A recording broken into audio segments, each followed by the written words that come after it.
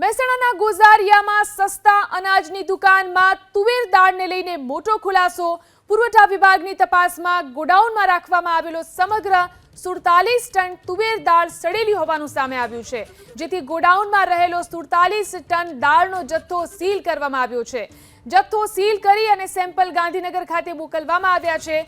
ગઈકાલે સસ્તા અનાજની દુકાનમાં તુવેર દાળમાં જીવાત નીકળતા હોબાળો થયો હતો। તાત્કાલિક વિતરણ અટકાવી દેવામાં આવ્યું હતું। જે ગોડાઉનમાંથી આ દાળ આવી હતી ત્યાં પણ ચોંકાવનારા દ્રશ્યો જોવા મળ્યા।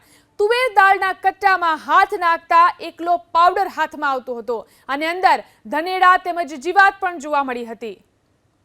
તો મહેસાણામાં સડેલી તુવેર દાળને લઈને ખુલાસો થયો છે। 47 ટન જેટલી તુવેર દાળ સડેલી હોવાનો ખુલાસો થયો છે।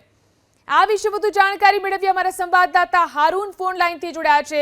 જી હારૂન, આ તુવેર દાળને લઈને શું ખુલાસો થયો છે અને કેટલી તુવેર દાળનો જથ્થો છે અને તે અંગે શું જાણકારી પ્રાપ્ત થઈ રહી છે? મહેસાણા જિલ્લાના ગોઝારિયા વિસ્તારની અંદર જે રીતે સસ્તા અનાજની દુકાનની અંદર તુવેર દાળનો જથ્થો મળી આવ્યો હતો ને આ તુવેરનો જથ્થો ક્યાંક ને ક્યાંક સડેલો હોવાનું સામે આવ્યું હતું। ત્યારબાદ જિલ્લા પુરવઠા વિભાગ દ્વારા સમગ્ર મામલે તપાસ શરૂ કરી હતી ને જે પણ સડેલો તુવેર દાળનો જથ્થો હતો તેને હાલમાં સીલ કરવામાં આવ્યો છે।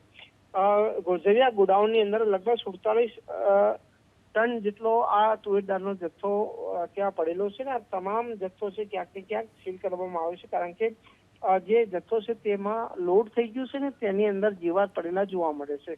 અગાધ્યા હોવાના કારણે આ તમામ જથ્થો સીલ કરીને પરત મોકલવામાં આવશે। જે રીતે સમગ્ર અહેવાલ મીડિયાના માધ્યમથી પ્રસારિત થયો ત્યારબાદ જિલ્લા પુરવઠા વિભાગના અધિકારીઓ દોડતા થયા હતા ને 5 અલગ અલગ ટીમો બનાવીને આ મામલે તપાસ શરૂ કરી છે। જે પણ સસ્તા અનાજની દુકાનની અંદર જથ્થો પડેલો છે તેને પણ પરત લેવામાં આવશે। જી આભાર હારૂન, તમામ જાણકારી આપવા માટે।